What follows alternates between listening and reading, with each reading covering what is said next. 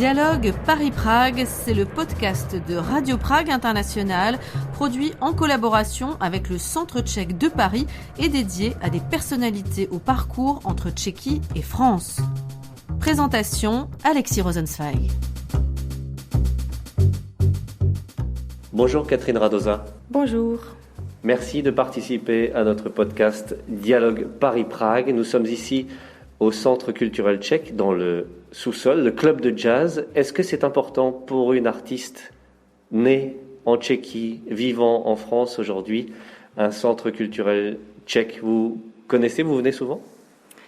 Oui, c'est toujours agréable d'avoir dans sa ville un petit morceau de son autre ville, je dirais donc.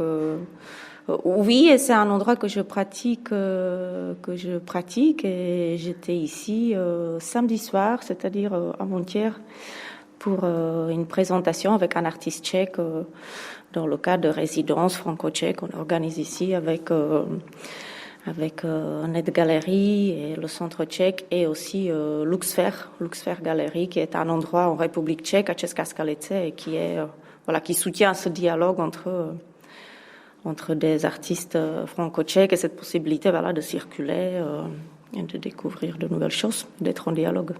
C'est important pour vous, ce lien, ou vous préférez ne pas vous enfermer dans le lien culturel franco-tchèque? Pour moi, c'est assez récent, à dire vrai. Pendant longtemps, au début, je n'avais pas ce besoin, en tout cas, je le recherchais pas du tout. Donc moi maintenant ça fait 17 ans peut-être que je vis en France. Donc c'est assez récent que je circule plus entre les deux pays, que j'expose aussi beaucoup en République tchèque et que je suis dans ce dialogue. Le moment est venu pour moi, mais c'était pas du tout. Vous voyez, c'est un peu au bout de 15 ans que au final, j'avais envie de reconnecter les choses un peu comme ça. Au moment où nous enregistrons cet entretien, il y a des expositions importantes qui se préparent ici au Centre culturel tchèque et au Musée d'art moderne à propos sur l'œuvre de Toyen. Est-ce que, en tant qu'artiste tchèque installé en France, elle représente quelque chose d'important pour vous, Toyen? Oui, Toyen était vraiment une figure pour moi dans les vraiment premières études en art, dans les premières découvertes de la peinture quand j'étais enfant ou très jeune adolescente. Donc à ce moment-là, ça m'a beaucoup nourri. Et c'est vrai que dans l'imaginaire tchèque, il y a ce paysage surréaliste. Je pense que c'est quelque chose assez présent et figure de Toyen. Oui, c'est des images qu'en effet j'ai en tête de cette période-là qui m'accompagnait, qui à ce moment-là m'accompagnait beaucoup. Ouais. Qu'est-ce qui vous influence le plus aujourd'hui dans votre art? Ça, c'est une très, très difficile question. Moi, ce qui m'intéresse dans l'art, c'est, je dirais, la possibilité de... je pense que c'est une position à partir de laquelle on peut toucher beaucoup, beaucoup de disciplines. Je crois que c'est surtout ça, en fait, ce qui m'intéresse dans la position d'artiste. Donc l'art en soi, c'est ma vie, c'est mon travail, c'est mon quotidien, c'est un moyen d'expression et de lien au monde qui est évidemment extrêmement important pour moi. Mais justement, ce qui m'intéresse aussi, c'est que pour moi, ce sont une possibilité de créer des ponts vers des gens que probablement je rencontrerai pas dans mon quotidien, qui sont des sphères sociales très différentes, géographiques très différentes, de disciplines très différentes. Donc, moi, c'est ça ma façon de faire l'art, en quelque sorte. Voilà, c'est moi, ce qui m'intéresse beaucoup, les recherches que je fais souvent qui sont associées à mes projets, ça concerne l'histoire, la sociologie, la politique, la géographie, la question du paysage, de l'urbanisme, de l'identité, du genre, d'égalité et d'inégalité sociale. Donc c'est assez large, voilà. Et également multimédia? Et multimédia, en effet, donc mon travail au niveau formel, je travaille principalement avec l'image, mais l'image au sens très large. Donc ça peut être l'image sonore, c'est l'image fixe, c'est l'image en mouvement. Ça peut être aussi, donc en image en mouvement, c'est l'image de synthèse, c'est aussi l'image tournée, et aussi image performée. Parce que moi, souvent, ce qui m'intéresse, c'est de, grâce aux images, créer des situations qui produisent des rencontres, qui produisent de la parole, de nouvelles situations pour un témoignage inédit, je dirais. Donc voilà, donc c'est l'image au sens formellement assez large.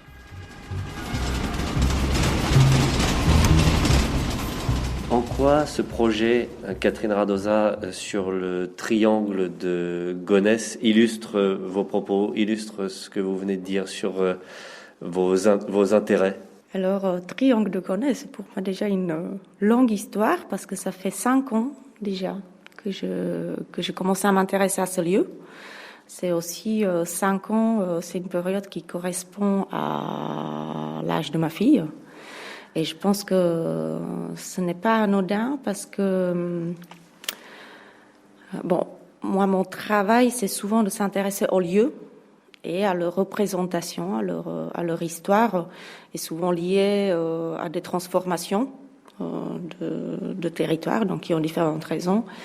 Et là, en l'occurrence, il s'agit du fait d'urbaniser ces terres qui sont des rares terres agricoles connues depuis le XIIIe siècle, donc très fertiles, et des rares terres en Île-de-France. Donc ils sont menacés d'urbanisation dans le cadre du Grand Paris. Et voilà, donc moi je suis en effet ce territoire, comment il change et la lutte écologique qui s'y joue. Donc il y a un groupe de gens assez incroyables qui vraiment dédient leur vie et leur énergie à cette lutte. Et c'est une ZAD, quelque chose d'assez typiquement français, une zone à défendre? En effet, il y avait aussi un événement assez particulier, un moment de ZAD. Donc c'était un moment où, disons, toutes les façons de revendication légales n'avaient plus d'effet. Il y avait plus de dialogue possible. Et donc, il y avait une décision assez particulière de construire une ZAD, donc zone à défendre. Donc, c'est cette façon, de revendication. On occupe un terrain par son corps. Il faut savoir que donc ça s'est déroulé en février 2021. Et je crois qu'il faisait un froid que j'ai jamais vécu en France. Il faisait vraiment moins 10, moins 15 degrés. Et donc, dans ces conditions, toutes ces personnes occuper le terrain en étant dehors 24 heures sur 24. C'était assez impressionnant. Et sachant que ce groupe de personnes, moi, me semble très intéressant, me touche beaucoup, à dire vrai, parce que vous y rencontrez vraiment des gens de toutes sortes, avec des études différentes, avec des métiers différents, avec des âges très différents. Il y a aussi beaucoup de personnes très âgées et qui se laissent pas décourager et qui se battent vraiment dans des conditions, là pour le coup, sincèrement assez difficiles, mais avec une sorte de joie et de sincérité, de ce besoin de défendre des terres nourrices. En effet, je crois on a plutôt besoin.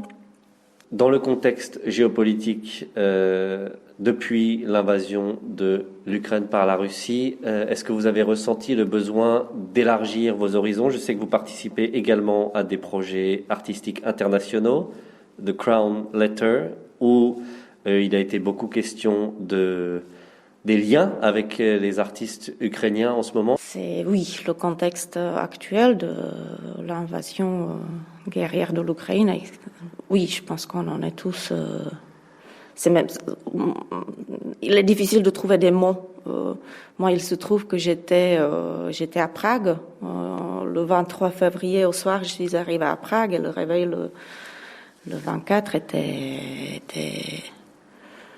était assez horrible, oui, et certainement, vu depuis là-bas, bien sûr, il y a la proximité géographique, mais il y a aussi toute la mémoire, l'histoire du pays qui fait certains échos. Donc, oui, je pense que en étant là-bas, on est encore plus saisi, plus sensible à la situation. Après, ça c'est des événements très récents. Moi, je me souviens très bien 2014 et l'annexion de Crimée où j'étais très très inquiète et je me disais ça va pas se finir comme ça. Et bon, on s'est un petit peu peut-être l'Europe s'est un peu endormie sur cet état que je me souviens vraiment beaucoup ce sentiment en 2014 et en me disant que ça va pas s'en arrêter là. Et j'étais déjà assez inquiète à ce moment-là. Vous avez des liens vous-même avec des artistes ukrainiens? Je n'ai pas de lien particulier, personnel, à part une artiste ukrainienne formidable, mais qui est installée en France depuis très très très longtemps et avec qui je collabore et qui a créé un lieu assez formidable qui s'appelle la Maison de l'Ours. Qu'elle mène, qu'elle fait vivre avec son compagnon artiste Paolo Codelupi et elle-même, elle s'appelle Cristina Solomuca.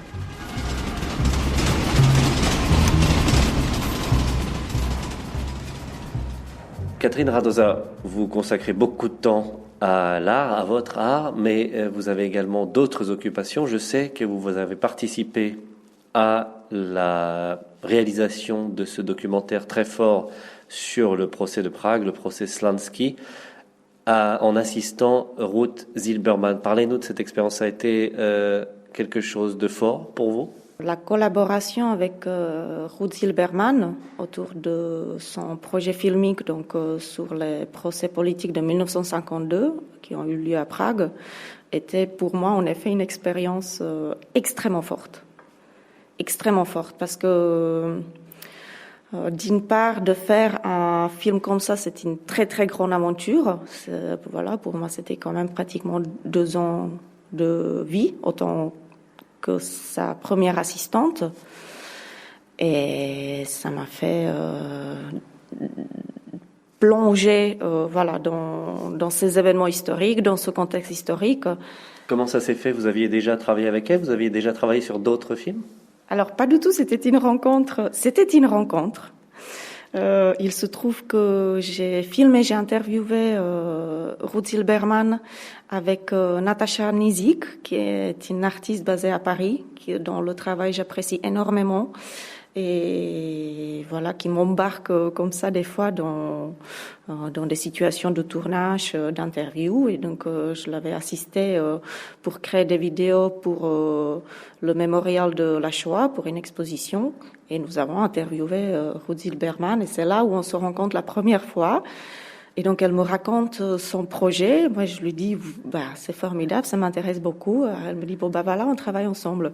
Et en y pensant encore maintenant, je me dis qu'elle était assez folle d'embarquer comme ça une fille qu'elle connaissait pas du tout, parce que ça veut dire quand même de la côtoyer et de vivre avec elle des moments assez forts et intenses et qui durent. Donc oui, je me dis souvent qu'elle était assez folle. Mais voilà, je pense qu'elle avait une bonne intuition, j'ose dire. Je pense qu'elle s'est pas trompée et que moi non plus.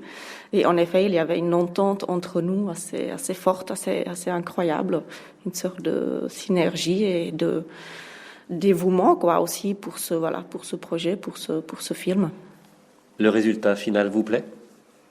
Le résultat final me plaît beaucoup. J'ai pu voir donc le montage final lors d'une projection à Luxor la semaine dernière et c'était un moment incroyable. La salle était pleine. Et il y avait aussi les protagonistes du film parce que Ruth Zilberman est beaucoup sur cette façon de travailler, de rejoindre la grande histoire et l'histoire personnelle et de retrouver des personnes vivantes concernées Voilà, donc c'est vraiment de faire le lien entre le présent et le passé, entre la grande histoire et l'histoire personnelle.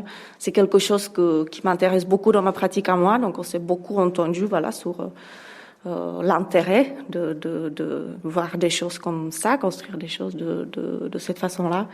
Et donc la projection, en effet, avec toutes ces présences, était extrêmement forte, et le film est extrêmement réussi, ouais.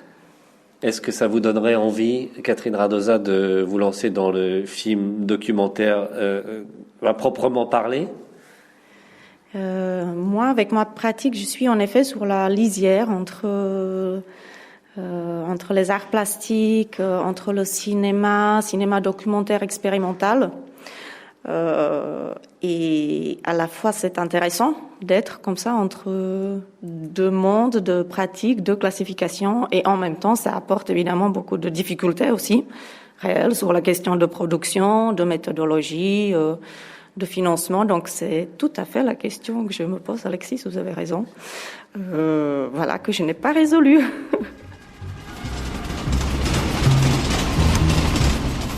J'ai vu sur votre site une vidéo également, je pense plus récente, où l'on entend votre petite fille, il me semble, qui dessine, et on entend qu'elle parle français, que vous essayez de dire quelques mots en tchèque. Est-ce que c'est compliqué pour vous linguistiquement en ce moment ? Quand j'étais enceinte, la question de la langue occupait beaucoup mon esprit, évidemment. Parce qu'avant qu'on est dans la pratique, on se demande aussi comment tout ça va se passer. Et je me disais, est-ce que ma fille devrait être bilingue ? Quel intérêt elle aurait pour ça ? Comment ça sera réalisable ? Sachant également que, mon mari il n'est pas bilingue, donc on est dans des positions, disons, pas égales face aux langues. Je pense qu'il est extrêmement intéressant déjà d'être dans une position multilangue. Je pense que c'est une richesse. Quand vous dites que votre mari n'est pas bilingue, ça veut dire qu'il parle un peu tchèque quand même ? Très peu. Il parle tchèque très peu, mon mari. Donc oui, on est un peu dans ces situations où moi je peux parler en deux langues avec ma fille, mais ça crée des situations un petit peu inégales, ce qui dans le quotidien pratique est peut-être un petit peu plus complexe, mais en tout cas, j'ai vraiment tenu à tenir cette langue et un peu dans une position de solitude, forcément, parce que nous vivons dans le contexte français. À la maison, donc, nous parlons majoritairement le français pour se comprendre tous. Mais j'ai résisté et pour moi, c'est devenu presque un acte politique, à dire vrai, à la fois très intime, bien sûr, et dans cette conviction de se dire, c'est juste formidable, en fait, de pouvoir lire de la littérature tchèque dans ses versions originales. Voilà, je pense que c'est quelque chose dont ma fille pourra jouir et que c'est juste formidable. Mais c'était aussi une position de résistance et presque un geste politique. Parce qu'il y a tellement, dans les temps présents toujours, et aussi beaucoup en France, il y a tellement de situations où les mères étaient contraintes de transmettre la langue maternelle à leurs enfants. Et où il valait mieux ne pas le faire et de l'oublier, de la mettre un peu de côté pour faire des bons français. Et donc moi, je me suis dit que pour ces raisons-là, ce n'est pas possible. Il faut absolument que je maintienne cette langue et que je la transmette à ma fille. Est-ce que le choix de son prénom était également un geste politique ? Oui, nous sommes avec mon mari, mon compagnon, je dirais plutôt, parce que c'est plus juste, je crois. Nous étions très inspirés par une lecture que nous avons eue en traversant justement en voiture, en voyageant entre Paris et Prague. Et pendant ce trajet en voiture, nous avons lu un livre qui s'appelle La vie de Milena, qui est écrit par Jana Černá, qui est la fille de Milena Jesenská. Et donc, c'est sa biographie écrite par sa fille. Et c'est un livre extrêmement fort. Et nous étions vraiment marqués par ce personnage de Milena Jesenská. Et par la suite, par ses écrits, nous avons, heureusement, nous avons la chance qu'en français, il y a pas mal de livres traduits. Donc, nous avons pu avoir sa lecture. Et cette littérature de Milena Jesenská et aussi sa figure et son engagement nous a extrêmement inspirés. Et en effet, c'est là où nous avons décidé que nous allons appeler notre fille Milena. Aussi par le fait que c'est un nom qui sonne, qui est assez accessible dans ses sonorités, voilà, qui est assez international, je pense. Des projets pour les mois qui viennent entre la Tchéquie et la France ou plutôt ici à Paris? Alors moi, mes projets, ils sont souvent de très longue durée. Ça peut être 1 an, 5 ans, comme c'est par exemple avec le projet sur le triangle de Gonesse et qui n'est toujours pas fini. Donc en général, je mène aussi plusieurs histoires, plusieurs projets en parallèle. Et oui, là, il y a vraiment des liens qui se construisent ou que je construis entre les deux pays. Donc que ce soit par mes propres projets, par des expositions que j'y réalise. Récemment, j'y étais en résidence de création au centre d'art qui s'appelle Pragovka, qui est dans les anciennes usines Praga. Voilà, qui est un endroit qui m'inspire beaucoup aussi. Donc ça fait un moment que j'y travaille, que je m'intéresse à ce lieu et je vais certainement y revenir et de poursuivre les projets là-bas. Il y a aussi toute cette collaboration avec Luxfer Gallery, le centre tchèque et Net Gallery, pour créer ces situations de rencontre et de dialogue entre des artistes. Donc oui, ça c'est certainement des choses à poursuivre. Catherine Radosa, je vous avais demandé d'amener peut-être un objet qui vous tenait particulièrement à cœur. Est-ce que vous avez quelque chose? Est-ce que vous avez trouvé quelque chose? Oui, je me disais, bon, Alexis m'a demandé des objets, qu'est-ce que je vais faire? J'étais un peu embêtée parce que je suis pas très fétichiste, mais quand même, j'en ai. En effet, j'en ai, mais ce sont plutôt des objets qui sont liés à ma pratique. C'est pas des objets personnels, même si, entre le travail, l'art et la vie confondus, c'est un petit peu ça. Du coup, vous allez entendre le bruit formidable d'un papier, d'un sac en papier, dans lequel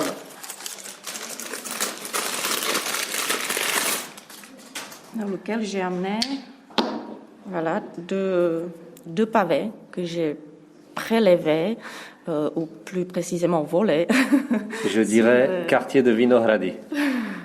Eh bien, ça c'était Prague 2 et celui-ci était vraiment au centre, dans un chantier. Voilà, donc il y en a un qui est plutôt très sombre, l'autre qui est clair. Mais ça, voilà, c'est des objets, les pavés, c'est des objets qui m'intéressent parce que c'est des sortes de petites sculptures, parce que chacune a des formes originales, elles sont uniques. Et puis, elles ont aussi toute cette symbolique derrière, peut-être, d'un objet qui, à des moments, a été utilisé presque comme comme un objet de projectile, quoi. Donc, oui, voilà, c'est des objets que je trouve intéressants de plusieurs points de vue. Donc, c'est ça ce que j'ai apporté. Et il y a quelque chose d'autre. Alors là, je suis vieux d'avis, comme on dit.